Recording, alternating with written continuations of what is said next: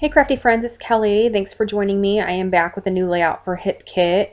My layout this week is based off of the Hip Kit Club Facebook forum sketch. I will make sure to link to the Facebook forum in the description below so you can head over and check out the sketch. Here I'm showing you the photos that I printed to use for the layout.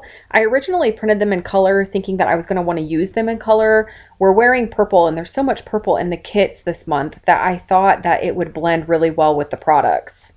But the temperature and the color of the photos was just so far off from each other that I felt like they didn't blend really well. So I decided to print them in black and white and use them this way instead. And I'm much happier with the black and white. Okay, so let's talk about what I have going on with the layout. I have white cardstock base, and then I have put one of the exclusive pattern papers, it's that purple stripe pattern paper, on top of the white cardstock. I really liked how that pattern paper looked with the cut file on top of it, but I felt like it was just a little too bold. So I just trimmed down a piece of vellum and I'm just going to layer that right on top of that pattern paper. After I have this trimmed down, I decide that I want to place that pattern paper on the white cardstock at a slight angle just to give it a little bit more interest. Originally, I thought I would just lay it so everything was straight, but I like how it looks at that angle. I feel like it goes nicely with those diagonal stripes that are on the pattern paper. This cut file is just so beautiful. I can't get over how intricate and just how gorgeous it is. I don't have a Cricut Design Space tutorial for this layout only because I didn't really do anything extra fancy with the cut file. I just sized it to 11 inches and then cut it out on white cardstock. So I've started bringing in quite a few of the ephemera pieces from the Pink Paisley Paige Evans Take Me Away collection that is in the main kit this month.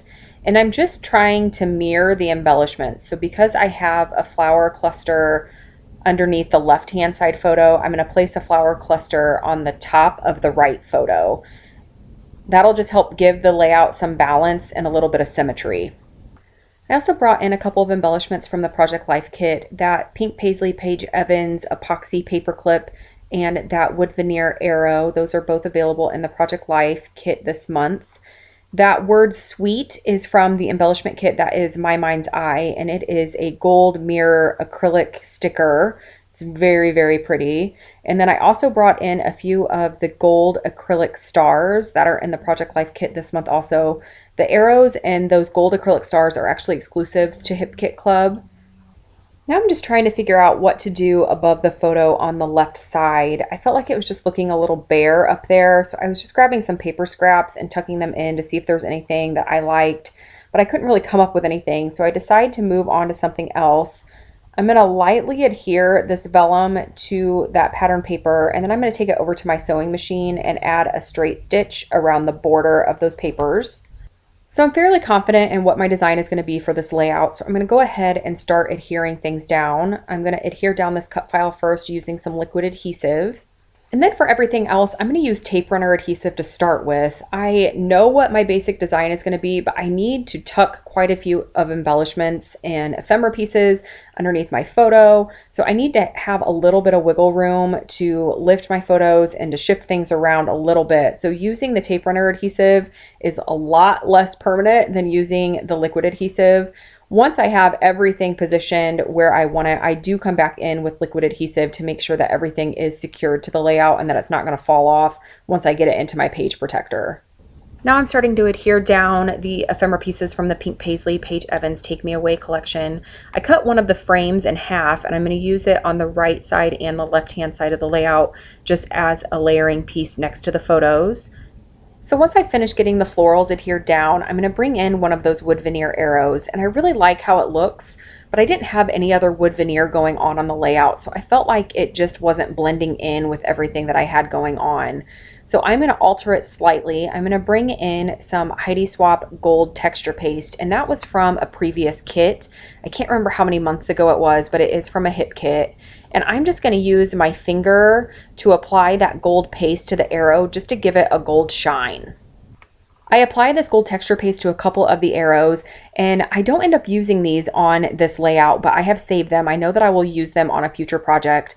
I love the gold shine that this texture paste gave these arrows without taking away any of the detail on the wood veneer pieces.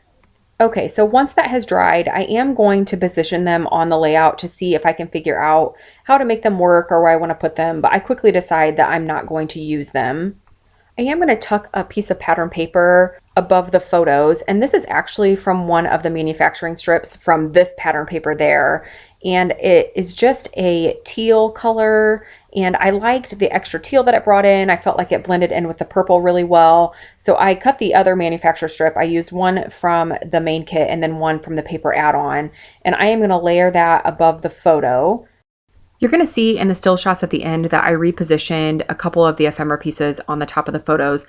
I actually end up moving both of those teal colored strips from the manufacturer strips to the left photo, and then I move the floral clusters above the right hand side photo. So it's still all of the same pieces, they're just repositioned slightly. I do also add that same pattern below the photo on the right hand side. I cut into the pattern paper that has all of the different 2x2 squares of patterns on it. It was the same pattern paper that this manufacturer strip came from.